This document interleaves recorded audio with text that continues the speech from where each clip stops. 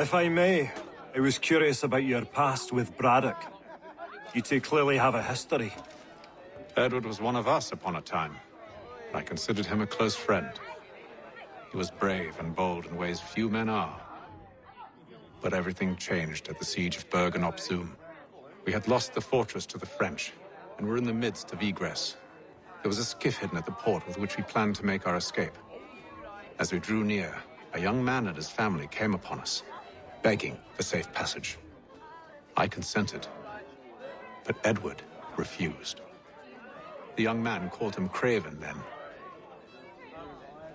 So Edward killed him and all the rest. Even the children. To this day, I don't know why. Was this the first time he'd struck out? Or had I simply never seen it before? Either way, things were never the same after that.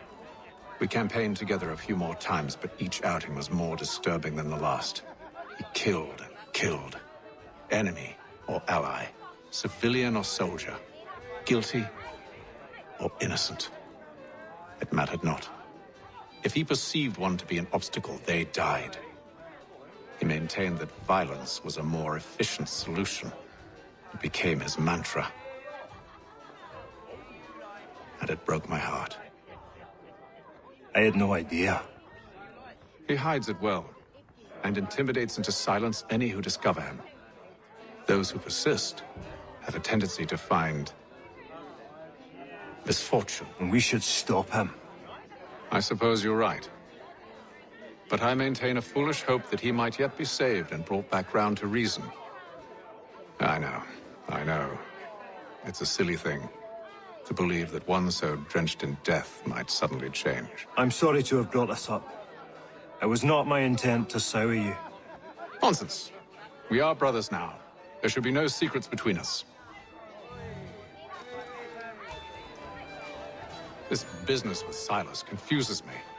If Britain stands any chance of pushing back the French, they must ally with the natives, not enslave them. Silas is loyal only to his purse. That his actions harm the crown is irrelevant. So long as there are buyers for his product, he'll continue to procure it. All the more reason to stop him, then. My days are spent in Congress with the locals, attempting to convince them that we're the ones they should trust. That the French are merely using them as tools, to be abandoned once they've won. Your words must lose their strength when held against the reality of Silas' actions. I've tried to explain that he does not represent us. But he wears the red coat. He commands a fort. I must appear to them either a liar or a fool. Likely both. Take heart, brother. When we deliver them his head, they'll know your words were true. I'm supposed to tell you I care for my fellow man, right? That I chose this path because it allows me to accomplish a greater good. Are these things not true? Perhaps. But that's not what guided me, no. For me, it was a less abstract thing. I like money. There are other paths to fortune. But what better ware to peddle than life? Nothing else is as precious nor so desperately craved. And no price is too great for the man or woman who fears an abrupt and permanent end. Your words are cruel, Benjamin. But true as well. You took an oath to help people, did you not? I abide the oath, which makes no mention of price. I merely require compensation. Fair compensation. For my services. And if they lack the required funds? Then there are others who will serve them. Does a baker grant free bread to a beggar? Does the tailor offer a dress to the woman who cannot afford to pay? No. Why should I? You said it yourself. Nothing is more precious than life. Indeed. All the more reason one should ensure they have the means to preserve it.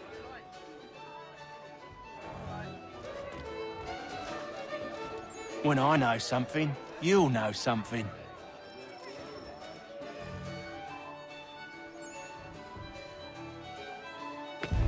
Gentlemen, I believe I found the solution to our problem. Or rather, Odysseus has. Oh, do you? Are you a new guy? The Greek hero, you lobcock. Allow me to explain. We enter Silas' fort under the pretext of kinship. Once inside, we spring our trap, free the captives, and kill the slaver. Dodgy, dodgy. I like it. Then, let us begin. First, we need to find ourselves a convoy.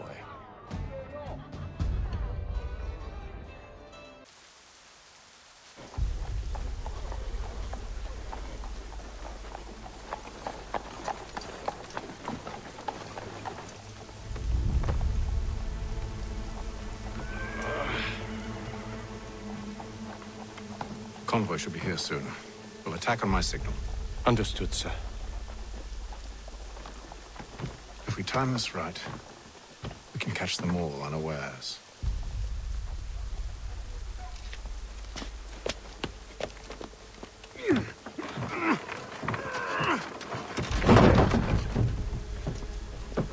The Boston Country Journal, your favorite penny sheet.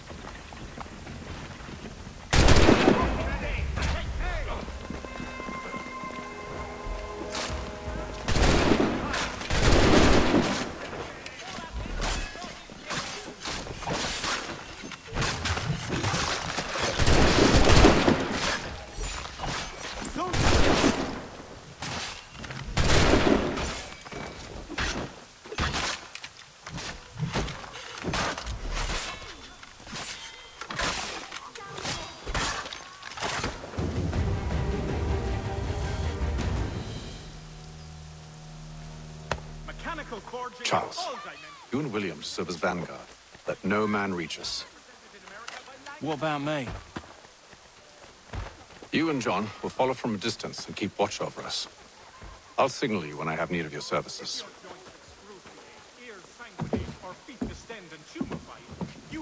We're here to help you, along with those held inside Southgate Fort. Free me. Not until we're inside the gate. I can't chance an inspection of the gate going wrong. I'll see you safe. You have my word.